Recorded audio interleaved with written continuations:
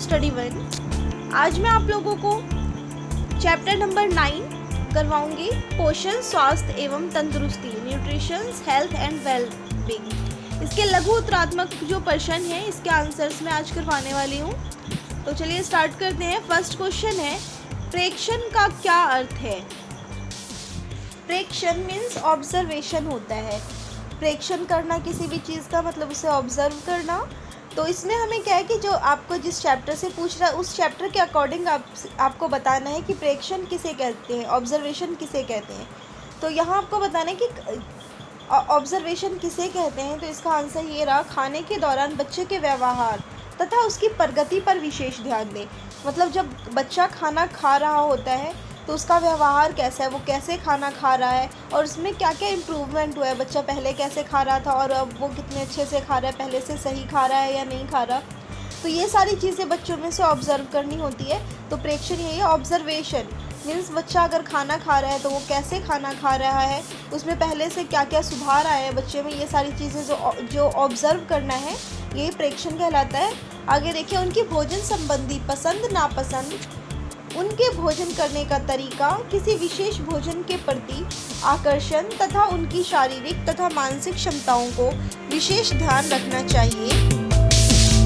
उनके भोजन काल को आनंदमयी तथा उन्हें पर्याप्त पोषण ग्रहण करने के लिए आवश्यक योग्यता विकसित करने के लिए मदद तथा प्रोत्साहित करें। तो प्रेक्षण का मतलब यही है। प्रेक्षण मीन्स डायरेक्टली आप ये समझ लें कि ऑब्जर्वेशन होता है, बट यहाँ आपको आपके चैप्टर के अकॉर्डिंग बताना है कि ऑब्जर्वेशन किसे कहते हैं, क्योंकि आप होम साइंस में पढ़ रहे हैं। तो इसके अकॉर्डिंग जो है ऑब्जर्वेशन क्या है और यहाँ पे विशेष आवश्यकता वाले जो बच्चे होते हैं उनके लिए बताया गया है। क्वेश्चन नंबर 2 है, तरल पूरक आहार तथा अर्ध तरल पूरक आहार में अंतर स्पष्ट कीजिए। तो क्वेश्चन नंबर 2 में हमें तरल पूरक आहार और अर्ध तरल पूरक आहार क्या होता है ये बताना है। तो सबसे पहले हम जानेंगे पूरक आहार होता क्या है। तो मैं आप लोगों को बता दूं, पूरक आहार जो है माता के दूध के अलावा जो बच्चों को जो भी चीज़ें जो एक्स्ट्रा खिलाई जाती है उनकी पौष्टिक आवश्यकताओं को पूरा करने के लिए, तो वो होता है पूरक आहार। तो पूरक आहार भी 3 टाइप का होता है। एक होता है तरल पूरक आहार, जो तरल है उसमें क्या होता है वो पूरा लिक्विड फॉर्म में होता है, और दूसरा हो गया अर्ध तरल, और तीसरा हो जाता है ठोस। तो अर्ध तरल में क्या होता है, जो जैसे अर्ध तरल आहार में अनाजों को मसल के जो बच्चों को दिया जाता है वो अर्ध तरल में आ जाता है, और ठोस में जो फिर बच्चे धीरे धीरे रोटी चावल वो थोड़ा थोड़ा खाना शुरू कर देते हैं, ये ठोस में आ जाते हैं। तो हमसे पूछा गया सिर्फ 2 के बारे में कि तरल और अर्ध तरल पूरक आहार दोनों को बताना है। तो क्वेश्चन नंबर जो आपका 2 है उसका आप आंसर यहाँ से कर सकते हैं कि तरल पूरक आहार ये रहा। तरल पूरक आहार, शिशुओं को तरल पूरक आहार देने की शुरुआत आमतौर पर 4 से 6 माह, जब बच्चे 4 से 6 माह के होते हैं उस टाइम से ही बच्चों को जो है पूरक आहार देना स्टार्ट कर देना चाहिए। नहीं तो बच्चों में क्या होती है फिर पौष्टिक जो चीज़ें हैं उसकी कमी होने लगती है बच्चों की बॉडी में। इसलिए बच्चों को 4 से 6 वर्ष की आयु से 4 से 6 माह की आयु से ही जो है पूरक आहार माता के दूध के साथ दिया जाना चाहिए। तो तरल पूरक आहार में क्या क्या आ जाता है, तो क्योंकि बच्चे 4 से 6 माह में बहुत छोटे बच्चे होते हैं इसीलिए उन्हें तरल देना चाहिए, ओनली लिक्विड फॉर्म में होना चाहिए वो सारी चीज़ें। जैसे कि माता के दूध के अलावा जो बाहर का जो दूध होता है तो शुरू में क्या है 3:1 मतलब 3:1 के अनुपात में जो है उबले पानी के साथ दूध को मिलाकर, मतलब बाहर वाला जो दूध होता है वो डायरेक्टली ना देकर दूध में पानी मिलाकर थोड़ा सा बॉयल किया हुआ पानी मिलाकर बच्चों को देना चाहिए। दूसरा है संतरे मौसमी जैसे रसीले फलों का रस 5 मिलीलीटर से शुरू करना चाहिए और धीरे धीरे फिर बढ़ाकर उसे क्या है 85 मिलीलीटर तक बढ़ा सकते हैं। और फिर है सूप, सब्जी, दाल, छना हुआ सूप। लगभग 1 वर्ष के बाद नमक और प्याज के साथ बिना छना हुआ सूप भी दे सकते हैं। तो मतलब जो 4 से 6 माह के बच्चे होते हैं इसमें आपको ये याद रखना है तरल पूरक आहार में, और 4 से 6 माह के जो बच्चे होते हैं ये उन्हें देना स्टार्ट कर देना चाहिए। और क्या क्या दे सकते हैं, तो लिक्विड चीज़ें जितनी भी है जैसे सूप हो गया, दूध हो गया, वो सारी चीज़ें देनी चाहिए। उसके बाद आ जाता है आपका कि अर्ध तरल पूरक आहार। तो अर्ध तरल पूरक आहार में आप ये लिखेंगे मसले हुए अर्ध ठोस पूरक आहार। ये है ना, यहाँ आप यही हेडिंग डाल सकते हैं कि अर्ध, इसके बदले में आप यहाँ पर हेडिंग डाल देंगे अर्ध तरल पूरक आहार। ठीक है, अर्ध तरल पूरक आहार में अब क्या आ जाएगा, शिशु को अर्ध तरल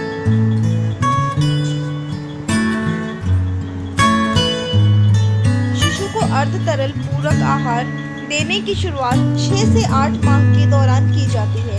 जब बच्चे 4 से 6 माह के होते हैं तो उन्हें क्या करते हैं, उस टाइम पर उन्हें तरल आहार देना चाहिए, तरल पूरक आहार।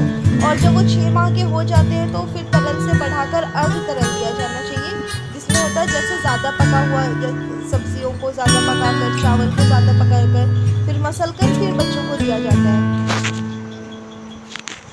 ठोस पूरक आहार निम्न प्रकार के हो सकते हैं। 6 से 8 मास की आयु में शिशु को अनाज, स्टार युक्त सब्जियां जैसे कि आलू अच्छी तरह से पकाकर, मसलकर दी जा सकती है। शुरुआत में शिशु को बहुत कम मात्रा में पूरक आहार देना चाहिए और फिर आयु के अनुरूप धीरे धीरे उसकी मात्रा बढ़ाते जाना चाहिए। उबले अंडे का पीला भाग, अच्छी तरह से पकी हुई दालें, मसला हुआ केला आदि भी दिया जा सकता है। अच्छी तरह से पकाई गई मसली हुई मछली एवं मांस शिशु के 1 वर्ष के पूरा होने पर शुरू किया जा सकता है। तो ये था आपका अर्ध तरल पूरक आहार। तो जितने भी क्वेश्चंस हैं मैं सभी के आंसर आपको आपकी बुक से ही टिक करवा रही हूँ। तो आप लोगों के पास बुक है तो अपनी बुक में से ही टिक करके आप इसका आंसर कर सकते हैं, या फिर अगर नहीं भी है तो आप यहाँ से स्क्रीनशॉट लेकर कर सकते हैं। तो जितने भी क्वेश्चंस हैं सबका आंसर आपको बुक में 4 है। विशेष आवश्यकता वाले बच्चे को भोजन लेना कैसे सिखाना चाहिए। तो आंसर नंबर 4 में आपको यहाँ पहले लिख देना होगा, यहाँ इसकी जगह पर आपको ये लिख देना है। क्वेश्चन में हमारा दिया हुआ है कि विशेष आवश्यकता वाले बच्चों को भोजन लेना कैसे सिखाना चाहिए। तो यहाँ लिख देंगे कि विशेष आवश्यकता वाले बच्चों को भोजन लेना निम्न तरीकों द्वारा सिखाया जा सकता है। तो फिर यहाँ पर जो जितने भी हम तरीके बता रहे हैं वो फिर यहाँ जैसे आपके 3 मार्क्स में ये आंसर क्वेश्चन आएगा आपका। तो इसमें आप 4 से 5 पॉइंट आसानी से लिख सकते हैं, 3 पॉइंट भी लिख देंगे तो आपको मार्क्स मिल जाते हैं। तो मैंने यहाँ 5 पॉइंट्स बता दिए, तो आप इसमें से कोई भी 3 पॉइंट जो है वो लिख सकते हैं। तो पहला आंसर तो फर्स्ट है हमारा, बिना कष्ट दिए हुए शरीर की क्षमता के अनुसार बच्चे की सहायता करना। जो विशेष आवश्यकता वाले बच्चे होते हैं उन्हें बिना कष्ट दिए, जैसे उन्हें खाया हो रहा है उसके अकॉर्डिंग उन्हें उनकी सहायता करनी चाहिए, ताकि वो लोग जो है वो अपना खाना खुद से खा सके, हम बस उसकी सहायता करें। दूसरा, भोजन के दौरान बच्चों को आरामदायक स्थिति में बैठाकर उसे स्वयं भोजन खाने के लिए प्रेरित करना चाहिए। हमें खुद से ना खिलाकर उन्हें जो है खुद से खाने के लिए प्रेरित करना चाहिए कि वो अपने हाथों से खाएं। थर्ड है, बच्चों की वृद्धि व विकास के साथ साथ बच्चों को जटिल संरचना वाले खाद्य पदार्थ को अच्छी तरह से खाना सिखाना चाहिए। जैसे जैसे उनका वृद्धि और विकास होता जाता है बच्चों का, बच्चे बड़े हो रहे हैं तो कई चीज़ें होती है जो बच्चे नहीं खा पाते, वो सारी चीज़ें जो बच्चों को खाना उन्हें खुद से सिखाना चाहिए। फिर 4th पॉइंट है, बच्चों की पसंद व इच्छा का सम्मान करते हुए उनकी पसंद का भोजन उपलब्ध कराएं। जब उनकी पसंद का भोजन होगा तो जब भी बच्चों के पसंद का खाना बनता है तो वो खुद से खाने की कोशिश करते हैं और सही से खाते हैं। और 5th पॉइंट है, खाने का समय निश्चित करें, उन्हें टाइम पर खाना दें। तो ये था क्वेश्चन नंबर 4 जो है इसका आंसर। क्वेश्चन नंबर 5, पूर्व स्कूलगामी बच्चों के टीकाकरण का चार्ट बनाओ। आंसर नंबर 5 में पूर्व स्कूलगामी बच्चों के टीकाकरण का चार्ट बनाना है। तो यहाँ पर आपको हेडिंग सबसे ऊपर यहाँ पर डाल देनी होगी आंसर नंबर 5 करके, और फिर यहाँ ऊपर आपको लिख देना है कि पूर्व स्कूलगामी बच्चों के टीकाकरण का चार्ट। बस इतना लिखकर फिर ऐसे डालकर यहाँ पे फिर आपको ये चार्ट बना देना है। ये जो चार्ट यहाँ दिया हुआ है ये आपको सेम ये चार्ट बना देना है। विद्यालय पूर्व बच्चों के लिए प्रतिरक्षण कार्यक्रम। तो प्रतिरक्षण मीन्स ये वही होता है टीका का कार्यक्रम, जो विद्यालय जाने से पूर्व की एज होती है बच्चों की, विद्यालय जाने से पहले की एज, उसमें जो जो टीके लगते हैं बच्चों को वो बताना है आपको। तो इसे इसी तरह से बताना है। इस साइड में यहाँ पर एज दिया हुआ है, इस साइड में यहाँ एज होगा और यहाँ पर टीका की कौन सी एज में कौन सा टीका लग रहा है। जैसे कि 15 से 18 माह की आयु में MMR का टीका लग रहा है, 16 से 2 वर्ष की जो आयु होती है इसके बीच DPT और OPV का टीका लगता है, 2 वर्ष की आयु में टाइफाइड का टीका। तो इसी टाइप से आपको क्या करना है, ये पूरा चार्ट बना देना है। ये आपका हो गया आंसर नंबर 5। शैशवावस्था में लगने वाले टीकों की सूची बनाओ। क्वेश्चन नंबर 6 में शैशवावस्था में लगने वाले टीकों की सूची बनानी है। जैसे क्वेश्चन नंबर 5 में पूर्व स्कूलगामी बच्चों के लिए जो टीका लगता है उसकी सूची बनानी थी, और क्वेश्चन नंबर 6 में आपको शैशवावस्था में जो टीके लगते हैं, मतलब जब बच्चा पैदा होता है तो उसके जन्म से लेकर 1 साल तक जो बच्चे की 1 साल तक में जो भी बच्चों को टीका लगता है उसकी सूची आपको बनानी है। तो आंसर नंबर 6 ये रहा। तो आप लोगों को ये इसमें बना देना है, ये वाला चार्ट जो है।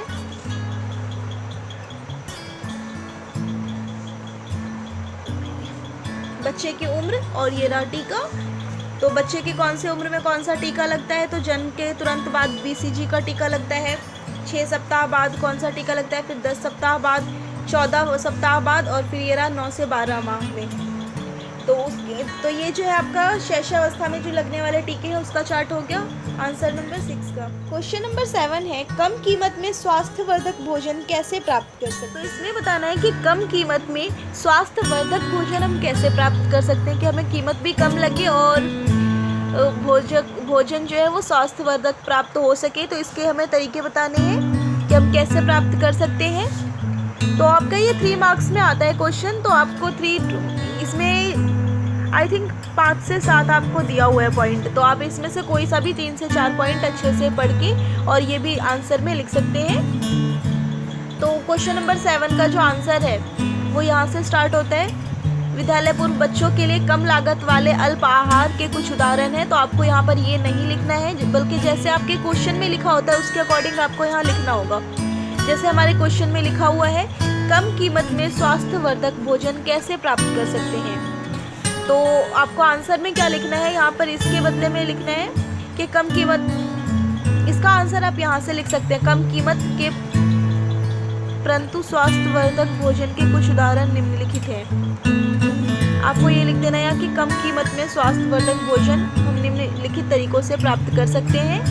इसके उदाहरण यहाँ पे देख लेते हैं हम कैसे कैसे प्राप्त कर सकते हैं। फर्स्ट है हमारा सोयाबीन दाल तथा सूरजमुखी के बीजों को बराबर मात्रा में मिलाकर पीस लेते हैं तथा खमीरीकरण की विधि का प्रयोग करके उनकी वीडियाँ बना लेते हैं। जो सोयाबीन दाल और सूरजमुखी के तेल को मिलाकर के उनका खमीरीकरण करके उसकी वीडियाँ बनाते हैं। तो अगर ये काम जो हम अगर मार्केट से खरीदते हैं वो बना हुआ तो क्या है वो महंगा मिलता है, और अगर हम ये काम अगर घर पे कर लेते हैं तो क्या होगा, इससे हमें कीमत कम लगेगा और ये घर पर भी बन जाएगा। और दूसरा है परंपरागत मूंगफली की पट्टी की तरह मीठी पट्टी, जिसे विशेष रूप से ग्रामीण तथा निम्न आय वर्ग के शहरी इलाकों में खूब पसंद किया जाता है। मूंगफली की पट्टी क्या है, जो हमें मार्केट में भी मिलती है। तो वो क्या हो, स्वास्थ्य के लिए भी हमारे काफ़ी ठीक होता है क्योंकि उसमें गुड़ होता है, मूंगफली होती है। तो और ये बच्चों को काफ़ी पसंद भी आता है। तो ये चीज़ें अगर हम घर पर बना लें तो क्या होगा कि उसमें कीमत कम लगती है, और अगर हम बाज़ार से मार्केट से बना बनाए खरीदते हैं तो उसमें ज़्यादा पैसे लगते हैं। तो हमें बताना है कि कम कीमत में हम कैसे प्राप्त कर सकते हैं। तो वो सारी चीज़ें हैं। यहाँ 2 तरीके हो गए। यहाँ तीसरा है भोजन, क्षेत्रीय भोजन जैसे कि चावल का आटा, मटर व चने की दाल तथा गुड़ को मिलाकर विभिन्न प्रकार के स्नैक्स बनाए जाते हैं। तो क्या है कि अगर घर पे भी अगर कई प्रकार के स्नैक्स बच्चों को बना के दे दिए जाए तो वो क्या होता है कि बच्चों के लिए स्वास्थ्यवर्धक भी होता है, प्लस घर पे हम बनाते हैं तो वो काफ़ी कम पैसे में बन जाता है। मार्केट से बना हुआ अगर स्नैक्स लेते हैं तो वो महंगा मिलता है। संडल, पायसम, ढोकला तथा उपमा की काफ़ी प्रसिद्ध तथा सस्ते भोज्य पदार्थ हैं। ये सारी चीज़ें क्या है, बच्चों को घर पर बनाकर भी दे सकते हैं। मौसमी तथा स्थानीय स्तर पर उपलब्ध सब्जियों से तैयार किया गया सूप में बची हुई सब्जियों को और दालों को मिलाया जा सकता है। जैसे बच्चों को अगर हम सूप पिला दें तो बच्चे अगर डायरेक्ट अगर उन्हें हम सब्जियां बनाकर देते हैं तो वो नहीं खाते, लेकिन अगर उसका सूप बनाकर दे दें बच्चों को तो ये बच्चों के लिए काफ़ी, अगर हरी सब्जियां बच्चे खाएंगे तो उनके लिए फ़ायदेमंद भी है। प्लस क्या है कि ये सस्ते में भी हो जाता है अगर घर पर बनाया जाए तो। भुने हुए चटपटे मसालेदार आलू जो कि बच्चों को बहुत पसंद आते हैं, अगर आलू का कोई भी रेसिपी बना कर दे दे और बच्चों को स्नैक्स वगैरह अगर घर पर बना के दे दे तो। गेहूँ, चावल, गेहूँ या मक्के से तैयार चिवड़े के मौसमी सब्जियां मिलाकर उसे चटनी के साथ परोसा जा सकता है। खिचड़ी जिसमें मौसमी सब्जियां को दाल के साथ मिलाकर उसे पौष्टिक मान बढ़ाया जा सकता है। जब अगर हम दाल और चावल अलग अलग बनाते हैं हम, तो क्या होता है कि उसमें पौष्टिक कम होता है, लेकिन अगर हम दाल चावल को साथ में मिलाकर और उसमें सब्जियां डालकर बना दें, तो जब सब कुछ मिक्स करके एक साथ बनाते हैं तो उसका पौष्टिक तत्व जो है वो और बढ़ जाता है। तो इस तरह कैसे क्या है कि बच्चों को हम पौष्टिक खाना भी दे सकते हैं और ये काफ़ी कम कीमत पे घर पे तैयार हो जाता है। तो इसमें हमें यही बताना था क्वेश्चन नंबर 7 में कि हम कम कीमत पर जो है बच्चों को जो है स्वास्थ्यवर्धक भोजन कैसे प्राप्त करवा सकते हैं। तो यहाँ आपको 8 पॉइंट दिए हुए हैं।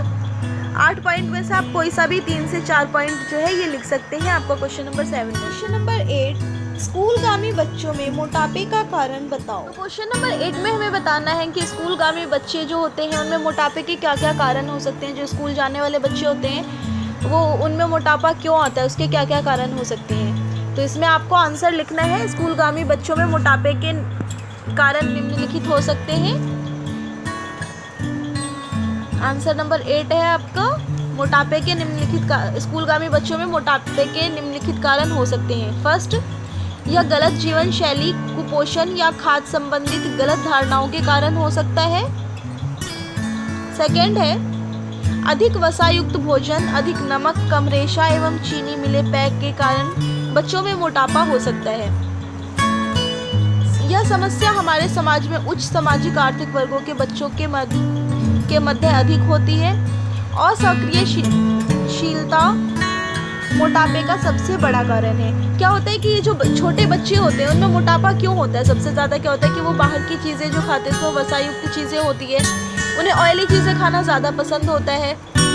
और चीनी जो मिला हुआ, जो चीनी मिली हुई जो चीज़ें होती हैं वो सारी चीज़ें उन्हें पीना ज़्यादा पसंद होता है। चीनी की चीज़ें जो है, मीठी चीज़ें उन्हें ज़्यादा पसंद होती है। और क्या है कि बच्चों में आजकल क्या हो गया कि एक और प्रॉब्लम हो गई कि जैसे पहले बच्चे हैं वो बाहर जाकर खेला करते थे, लेकिन ये असक्रियशीलता, आजकल बच्चे जो है ज़्यादा एक्टिव नहीं है। अगर वो रहते भी हैं तो वीडियो गेम खेलेंगे, कोई भी गेम खेलेंगे, अपने फ़ोन का यूज़ करेंगे। ज़्यादातर बच्चे जो है वो फिज़िकली कोई एक्टिविटी नहीं करते। इसकी वजह से भी मोटापा जो है बच्चों में ज़्यादा बढ़ रहा है।